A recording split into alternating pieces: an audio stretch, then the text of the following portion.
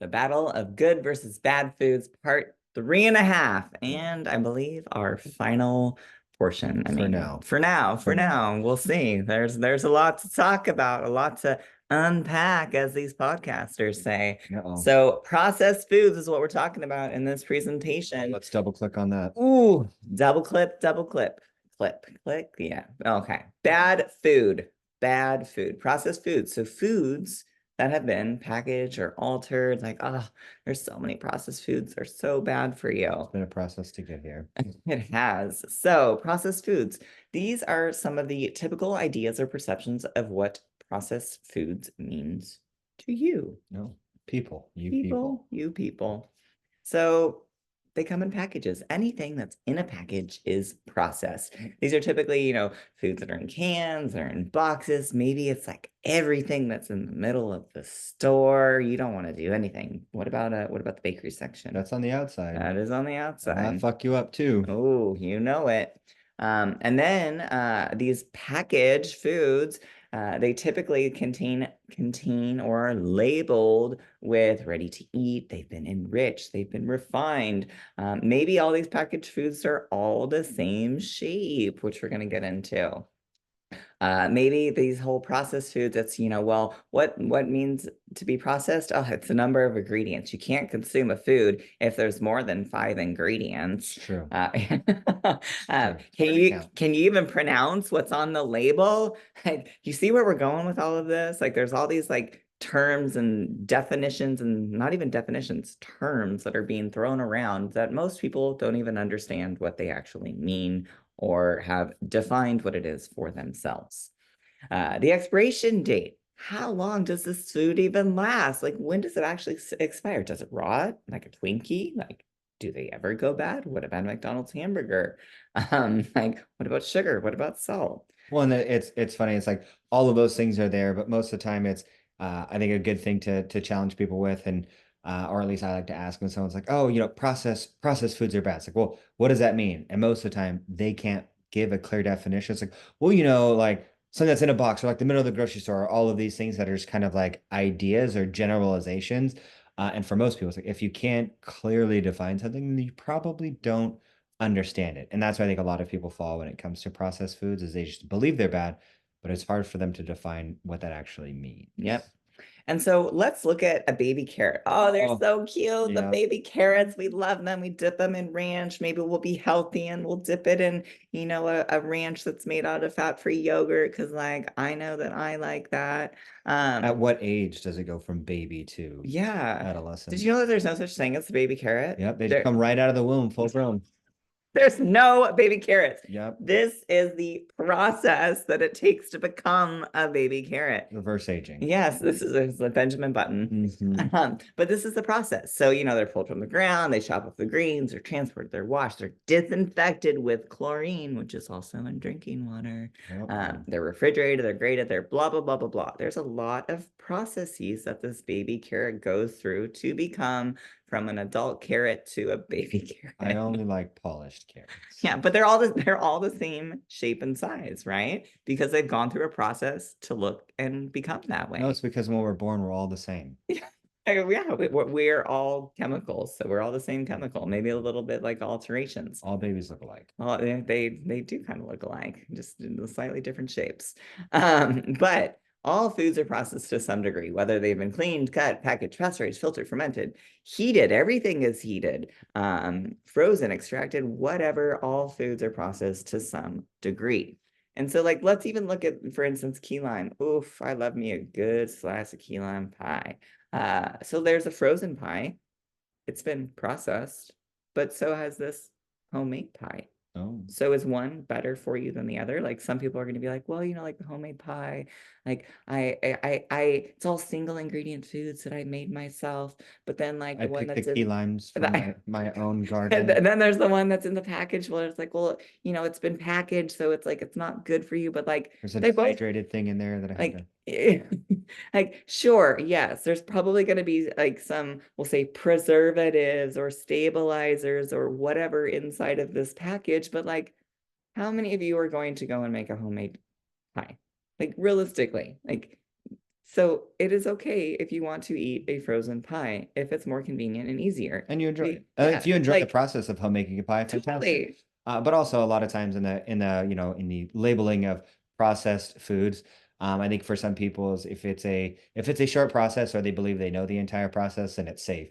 If something goes through steps that they are unaware of, or it's longer than they can imagine, then they believe one is worse than the other because they don't know what happens. Like the frozen one, they don't know everything that goes into making that pie, whereas the homemade one, they believe that they know every step that goes into making that pie, so therefore it is better because they're aware. Yeah. But what is the point and the purpose of even processing? Like, let's dive into that. And so, essentially, the whole point in processing foods is to improve the quality, to make it easier to store, to prepare, to eat, to make it last longer, and to make it safer to eat. Like, that is the entire point of food. Like, if you think about like the whole Egyptian times, like they used salt to preserve things so that they could make things last longer. And then refrigeration came out, and then, XYZ, whatever. So processing, like this is the point of processing a food. And so if we were to think about refrigerating eggs, well, when you refrigerate an egg, like does an egg even have to be refrigerated? You see these farmers are like, well, I have to take the farmer's egg and put it in a refrigerator? Well, no, not necessarily. It depends on what process they have gone through. And so if you think about like refrigeration, well, the whole point of refrigeration, it makes things last longer because it decreases the chance of bacteria to grow, it increases the shelf life. So then like this is why you go to Costco and you get a, 48, or you get the pallets of eggs, and like you can keep them for a while, like 3 to 4 weeks, and like versus, oh, I gotta have my chicken hatch my eggs and then I can only keep them for so long, whatever. But anyways, in the US, one of the things, because if we were to think about the last presentation, all of these birds are so compacted in these facilities. So when they're laying eggs, then all of these birds are, the chance of increased salmonella is possible. And that's on the eggshell because there's a lot of egg or birds in one spot. So in the US, they decided to wash the eggs. And in that washing, what happens is it removes the protective lining of the shell. What that protective lining of the shell does is it protects the shell.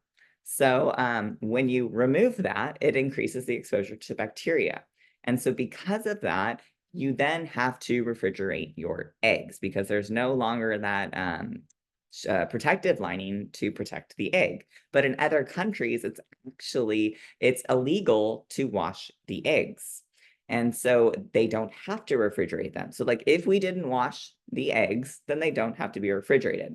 And typically in other countries, if you leave them on the shelf, they last about 14 to 21 days, versus when they're washed and refrigerated, they last about 45 days. So like if you think about the way that we consume as Americans, like we just like to consume everything overly in Or general. buy Yeah, in in bulk, in bulk, right? excess. So it's like, oh, cool. Like in other countries, they potentially buy food a little bit more frequently, so they don't have to buy it in bulk. They don't need it to be shelf stable as long. And then also in other countries, the reality is that they would rather teach their people how to do things differently, whereas like in America, like everything is built more for convenience, right? So in other countries, maybe it's illegal for them to, in the process of putting it on the shelf, to wash the eggs because everyone in their country washes the eggs before they use them, so they have a decreased likelihood of getting salmonella because they prep the eggs at their house.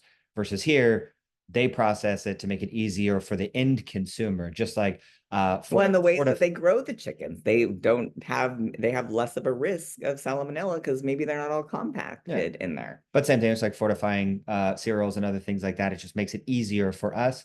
Whereas in other countries, they take different measures. Yep.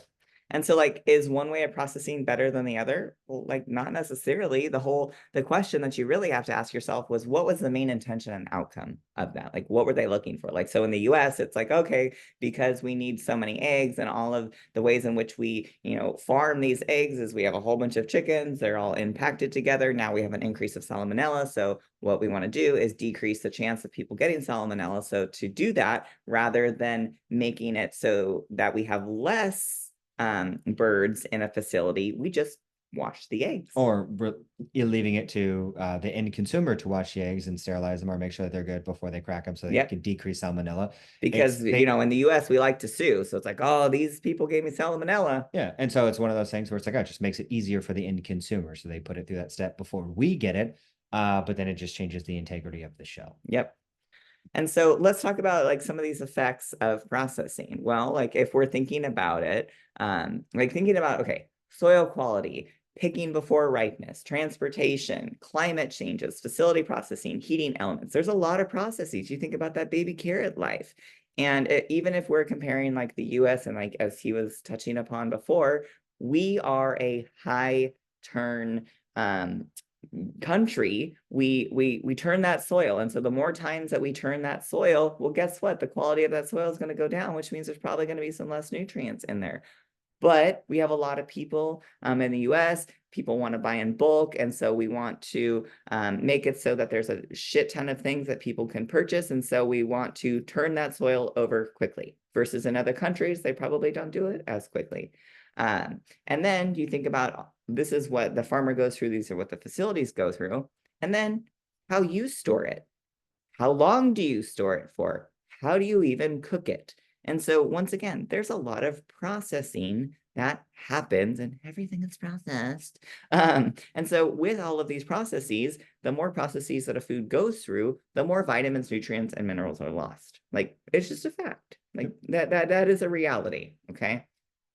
And so if we're thinking about the whole processing of foods, you're like, well, shit, like I live in the US, like, and so there's a lot of processes already. So like, how do I preserve like more vitamins and nutrients like in my food? Well, like the goal would be to like have less processes that your food is going through. But there is processes are necessary to be able to consume your food. And the reality is like if you have something that starts out degraded or has less, nutrients than someone else in the world or in a different time in your life. The reality is like that's a fact of your life. So how are you going to handle it? You can't necessarily change the food quality of what you get when you go to your local grocery store. So it's like, all right, cool. If this is what I have at my disposal, how can I utilize it to best serve me?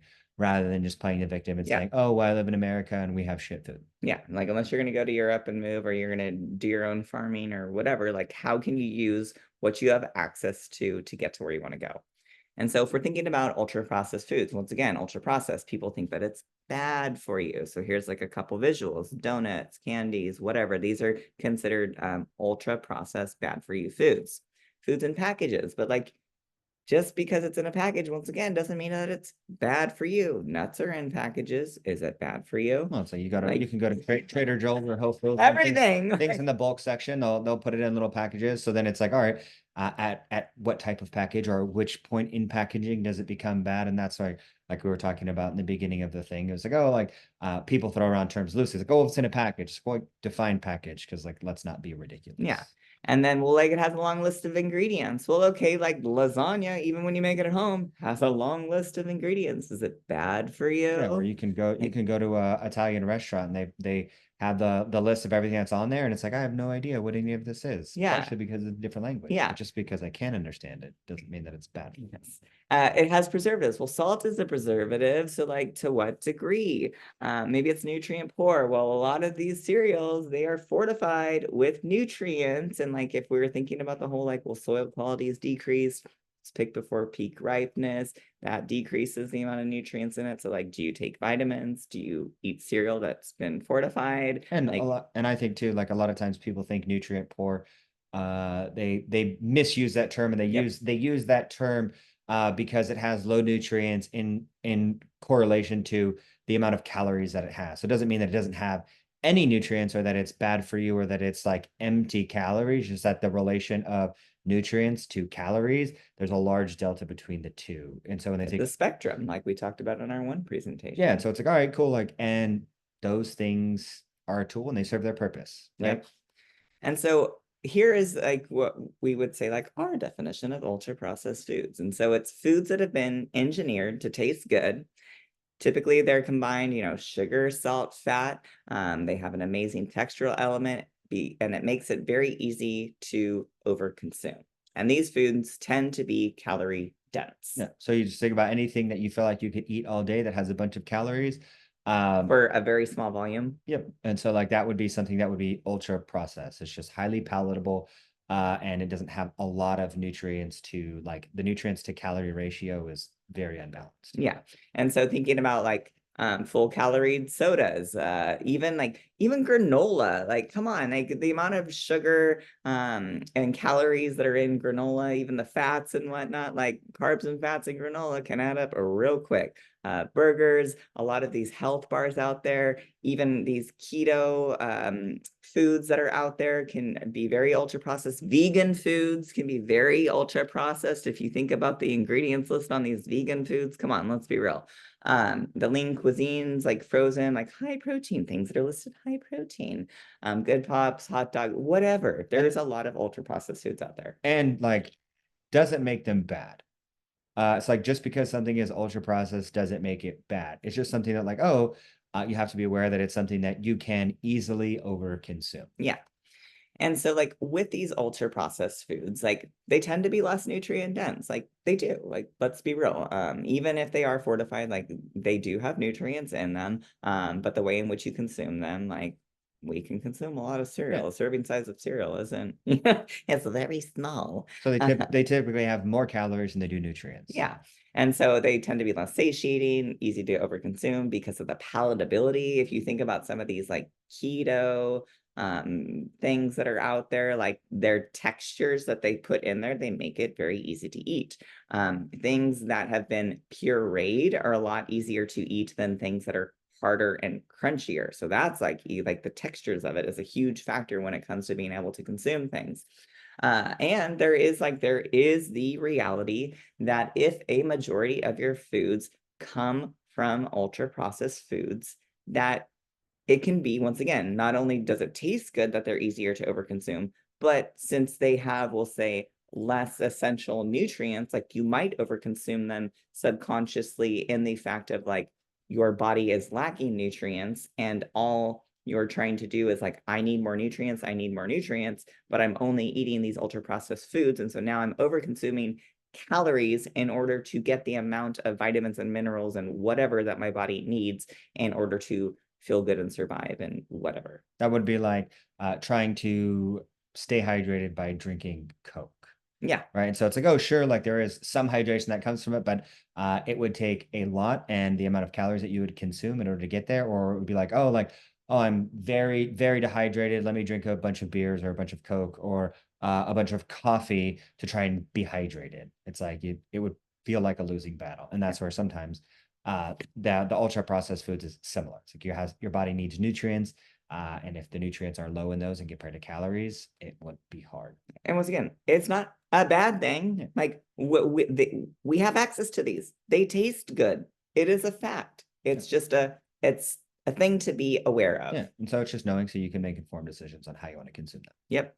And so let's think about like the minimally processed foods. Well, easy way to think, whole foods that nature gave you, fruits, veggies, meat, fish, grains, dairy, like these are minimally processed. They are still processed, but they're minimally processed.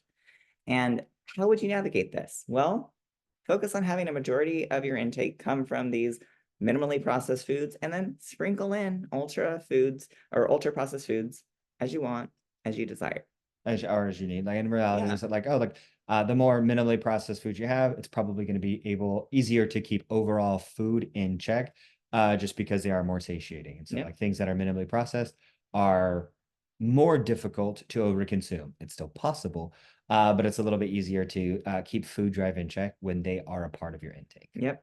And so here's a couple awkward truths because we like those. Well, guess what? Chemicals don't make you fat. It's all foods have chemicals. All foods have chemicals. We touched upon this in the last presentation. Processed foods don't make you fat. Nope. All foods go through a process. Ultra processed foods don't even make you fat. It's the fact that they are very easy to overconsume. Like, let's be real. And so it's how you consume something. How you consume something is what determines the amount of fat that you do or don't gain. Yeah. The dose makes the poison. Yeah, literally. Anything in excess, whether you view it or label it as healthy versus unhealthy, good versus bad, ultra versus minimally processed, will cause you to gain fat. Anything in excess, doesn't matter what you label it as. And so we really encourage you to remove these labelings of foods that you have, because labeling food often keeps you stuck in this emotionally charged vicious cycle. And by removing these labels that you put on food and actually defining food is where a lot of freedom comes into play. And that's not something that is easy to do. It is something that takes a lot of intention. It is something that takes a lot of repetition. And because to some degree, you're also fighting the entire world in doing so. Because everyone Totally. that you know will have their own labels. Yep. The world, the media, all types of things out there will put their own labels on food and try to get you to have the same labels as them. And this is why it's something that you have to be intentional about, because you can come up with your own labels. Your friends and family will have their own labels, and then the rest of the world will have their own labels for Yeah. food. So let's talk about factually defining what food is. Well, substances you consume that provide essential nutrients and energy that support overall mental and physical well-being as well as bodily function. Like And that's so, food. yep, and even like things that are ultra processed will give you some nutrients, and they will give you potentially tons of energy. And so, like by those definitions, like they are still food. Yeah. And so focusing on an intake that mainly focus on foods that nature created, sprinkled in with some ultra processed or fun foods that nourish your soul if you should desire, and being intentional about those. And so all foods have been processed to some degree. And once again, we encourage you to remove the emotional weight. That is a huge one, the emotional weight that you put on these labels and these foods that you view, and focus on foods that nature gave you while also enjoying some of these fun foods that we'll say society gave you, should you choose. But if you do have any questions, be sure to submit a question or apply for a breakthrough session.